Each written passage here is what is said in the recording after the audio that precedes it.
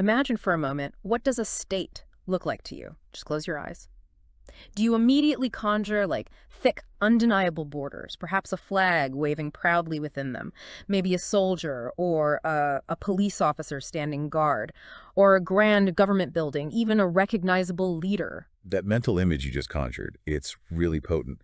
What you're actually seeing are these foundational concepts like sovereignty, identity, security, legitimacy, all sort of rolled into one picture of what a state means to us today. Okay, let's unpack this a bit, because here's the kicker. While that image feels so, I don't know, ancient, so universal, it's actually relatively new. If we could travel back, say, just 400 years, many of those concepts you visualize simply wouldn't apply to what people then understood as a state. Precisely, yeah. What we're talking about today is something very specific, the modern European nation state. This distinct organizational structure began its really fascinating historical journey back in the 16th century, and it was, well, unlike anything that came before it. So our mission in this deep dive is to really try and understand why this modern nation state emerged.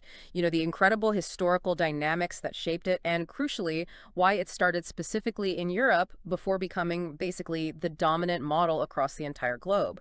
These aren't just questions for, like, history buffs. They're absolutely critical for understanding not just European history, but the evolution of global politics as we know it today. Given this pretty radical shift you mentioned, let's really zero in on what defines this specific state model we're calling modern, European, and a nation state. What are its essential components? Right. Well, the timeline of its formation is quite illuminating, I think. We see these early formations in Europe starting in the 16th century. Then a major legitimizing moment arrives with the 1648 Treaty of Westphalia. And this wasn't just, a peace agreement. It actually established state sovereignty as absolute. It laid down principles like non-interference in internal affairs and non-aggression, which became the very bedrock, really, of the international system. Wow. Okay, so Westphalia is huge then. Absolutely huge. Then, by the 18th century, you get the Industrial Revolution. And the modern state becomes truly institutionalized. It starts gradually replacing the old monarchies. And finally, the French Revolution played this massive role in disseminating the concept worldwide, solidifying its place as the dominant actor in the international system from the 20th century onwards. That timeline paints a really vivid picture, but it makes me wonder, how revolutionary was this shift, really? I mean, when you look back at earlier political structures, what truly sets this modern form apart? That's an excellent question, thinking about how revolutionary it was. Because modern here signifies, well, it's not merely a passage of time. It's a fundamental shift, a profound break from the past. Professor Dr. Nur Yursev outlines three core transformations that distinguish Europe's modern era from its Middle and Ancient Ages. First, imagine, just a few centuries ago, what was considered truth came primarily from, say, divine authority or religious texts. Then suddenly, human rationality and reason took the driver's seat as the source of legitimate knowledge. That's one. Okay, so a shift in thinking. A huge shift. Second, your identity wasn't primarily about your family or your local lord anymore, but this new kind of abstract idea of a nation, a shared story, a shared destiny. And third, the method of production. It transitioned from individual agricultural work to industrialization, and that inherently required collective labor and, fostered the growth of city life. These weren't just small tweaks, they were a complete rewiring of society, each one feeding into the absolute necessity of a new state model. That's a really powerful connection you're drawing between knowledge, identity, and production. It makes a perfect sense that an industrial society needing collective production and these bustling urban centers absolutely required a new form of governance. But could you elaborate a bit on how that need for collective production in industrialization specifically broke down the old feudal system? Was it just inefficient, or were there deeper clashes? Well, it was multifaceted, really. Industrialization demanded not just click of labor, but also things like a standardized legal system, common infrastructure, a shared pool of workers who felt part of something larger than their local manor, right? And this is where the nation really comes in. Derived from the Latin nasi, meaning to be born, a nation, well, it's defined as a large human community residing in a specific territory, maybe united by shared ancestry, history, culture, or language. This national identity became utterly central to the modern European state. It gave it immense power and legitimacy by unifying diverse groups. And crucially, it shifted allegiance away from the sort of ecumenical authority of the church and towards the nation itself. Right. The secular versus the religious authority. Exactly. And Max Weber famously defined the nation-state as the singular actor with the legitimate authority to use force within its sovereign borders. But what's truly radical here, I think, is that in this modern form, the lawmaker, the state itself, is subject to its own laws.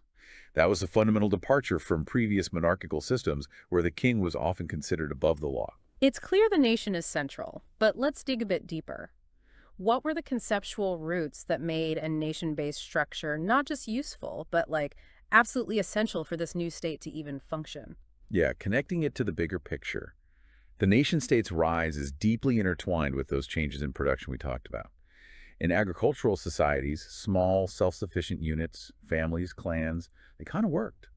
But industrialization demanded collective production, organized labor, and a new framework for legitimacy, something that arguably could only be provided by a shared national identity. It created that glue.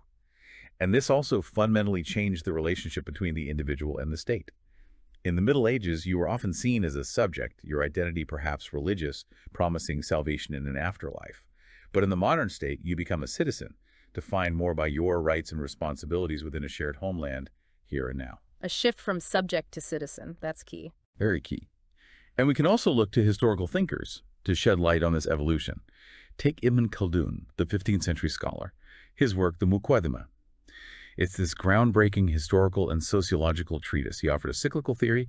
He described Bedouin or nomadic societies as having strong solidarity, this powerful group cohesion he called asabiya. And this allowed them to conquer Hazari, which were urban, wealthy societies, but with weaker bonds. Now, there's a sort of parallel here to the industrial bourgeoisie overcoming feudal structures, maybe? Interesting parallel, yeah. But Khaldun, of course, couldn't foresee a secular, continuously renewing industrial state. His cycles were different. Yet his concept of asabi remains a really powerful tool for understanding the social bonds crucial to nation building, even today. Then you have someone like Thomas Hobbes and his Leviathan. Hobbes argued that the modern state's legitimacy stems from the absolute need to escape the war of all against all, this chaotic state of nature. We surrender individual power to a sovereign authority to get security. But what's important is that Hobbes' state was human-made, it was absolute, yes, but fundamentally based on consent. Without consent, it just becomes tyranny. It's incredible, isn't it, how these thinkers, limited by their own times, Hobbes writing during the English Civil War, for instance, still offered such profound insights into power and the state. Even if they couldn't fully conceptualize the modern nation-state as it eventually evolved, their ideas really laid critical groundwork. Absolutely. Yeah. Now let's address that critical question. Why did the modern nation-state originate in Europe and not somewhere else? And this isn't a simple answer. It's a really complex interplay of geography, climate, and crucially, institutional development. Right, the why Europe question. Exactly. And it's fascinating how different European countries followed distinct paths. Take England. You have the enclosure movement, which privatized common farmland for more capitalist agriculture. This led to a capital-centric production system, rapid urbanization. This gave rise to the bourgeoisie, specifically the yeoman and gentry classes, often fueled by wool production, which was aided by England's naturally wet lands, perfect for sheep. This new class started chipping away at the old order, challenging feudal lords and the church. So a rising economic class challenging the old powers. Precisely. Think of key moments, like the English Revolution in the 17th century, a glorious revolution in the 18th. It's less about the specific dates, maybe, and more about how Parliament gained supremacy over the monarchy. It fundamentally reoriented power. And this paved the way for the Industrial Revolution. It wasn't just political, it was economic and social, demanding a new kind of state. In France, how did that differ? France was different. It had a stronger central monarchy, maybe a more favorable climate for traditional agriculture in some ways. Unlike England, food scarcity and high taxes were major drivers leading to the French Revolution. Interestingly, scholars like Porchneff argued that earlier revolts, like the Fronde back in the 17th century, failed partly because France lacked that strong equivalent yeoman or gentry class to truly challenge the crown effectively. So the social structure mattered immensely. Immensely. Then Germany. It experienced a later industrial surge, around 1848 or so. Here it was more the middle class driving unification, which culminated in Bismarck's famous blood and iron policy and the unification of German principalities in 1871. Germany also cleverly used structures like the Zollverein, essentially, a customs union removing trade barriers between German states to foster a shared economic identity before full political unification. Ah, so economic unity first, then political. Clever. Very clever. It built the foundation. That really highlights how organic and, well, deeply rooted these transformations were in each place. They weren't just cookie-cutter copies. But if they're so unique to each context, does that imply a universal model cannot truly exist? Or is it more that each adoption is always a kind of reinterpretation? What's the takeaway for countries today trying to build a stable state, perhaps? That's a profound question, and I lean towards the latter. Each adoption is always a reinterpretation, shaped by local realities. And there were definitely unique institutional factors that made Europe's path possible, as various scholars have pointed out. Stavrianos, for instance, highlights what he called multi-actor pluralism in medieval Europe, meaning feudal lords, clergy, merchants, farmers. They all remained vibrant, competing forces after the fall of the Roman Empire. It wasn't just one dominant power. A balance of powers, almost. In a way, yeah. And European serfs and farmers, relatively speaking, had greater rights and economic autonomy than perhaps their counterparts elsewhere, which might have fostered technological innovation. Europe's relative isolation from, say, the massive Mongol and Ottoman invasions, and its ability to somewhat isolate itself from the direct day-to-day control of the church, that also played a role.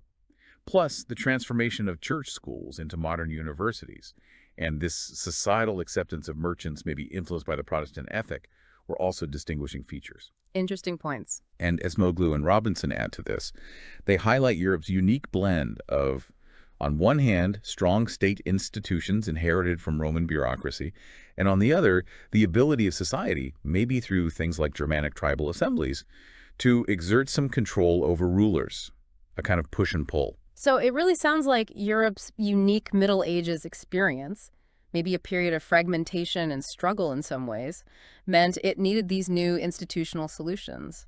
Other civilizations, perhaps thriving in their own golden ages at the time, maybe didn't face the same internal pressures to innovate their state models so profoundly just yet. That's a crucial point, I think. While the modern state originated in Europe, it certainly didn't stay there. From the 19th century onward, it became a global model adopted across Africa and Asia. How did it spread so effectively? Well, what's fascinating is how it spread.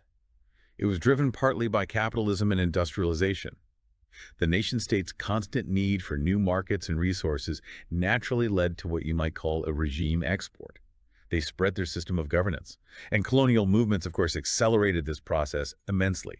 European powers established governmental structures similar to their own in the territories they conquered. This spread of a specific civilization form, driven by these economically, militarily, and politically powerful European states, it was really unprecedented in world history. Right, but it's so vital to emphasize, as you said, that this adoption wasn't uniform. It wasn't just a copy-paste job. Each society adapted and reinterpreted the model based on its own unique history, culture, institutional context. It really demonstrates that modernity itself isn't some single fixed thing. It's plural. It looks different in different places. Exactly. And if we connect this to the bigger picture today, the functions of the modern state have expanded so much, far beyond just protection. It's now a regulator, an educator, producer, a global actor across health, economy, law, representation, you name it. Which raises an important point. That shift from Hobbes's idea of the state stemming from fear has really transformed into today's citizens' expectations and demands. We expect rights, shared welfare, participation. It's a different relationship. Much more demanding relationship, maybe. Perhaps, yes. And the sheer complexity of modern states with their huge bureaucracies, industries, education systems, communication networks has arguably slowed down or fundamentally transformed those classical historical cycles Khaldun talked about. National identity, despite all the globalization talk, continues to reshape the very spirit of belonging, though maybe in new ways. However, we also see emerging challenges, right? Like the dissolution of maybe older forms of urban community, ideological polarization, new kinds of class divisions. The modern state has to constantly grapple with these. So, what does this all mean for us today? It feels like when we think about the modern state, we're not just thinking about a political entity on a map. We're actually thinking about human change itself, this long, instructive story that journeys maybe from fear to trust, from simple loyalty to active citizenship. It's a subtle shift in some ways, but it fundamentally changes everything. It makes me think about, those old paintings where everyone's bowing to the monarch, compared to a photo of a modern protest or a town hall meeting. The whole feeling is different. Indeed. States change, they evolve, they face new challenges, but they are ultimately founded and sustained by, well, human intellect, human memory, and human will. What an incredible journey we've taken, really, through the history of the modern nation state, from its initial conceptualization through its unique European birth, shaped by all those distinct historical forces, and its eventual global reach. It's clear this isn't just some arbitrary structure we ended up with. It truly reinforces the idea that while Europe, maybe uniquely, needed to forge this new path after its own Middle Ages, the institutional model that resulted became this truly unparalleled force in shaping the contemporary world we all live in. And the nation state is now just an undeniable reality of our lives, isn't it? It's like the political air we breathe. Yeah. But the question maybe to leave everyone with is, as citizens, are we fully grappling with its continuously evolving nature and our changing relationship with it? Are we truly aware of the demands and expectations placed upon us and the state's expanding roles in our lives? That's definitely something worth mulling over. We really encourage you to continue exploring this fundamental aspect of our global society.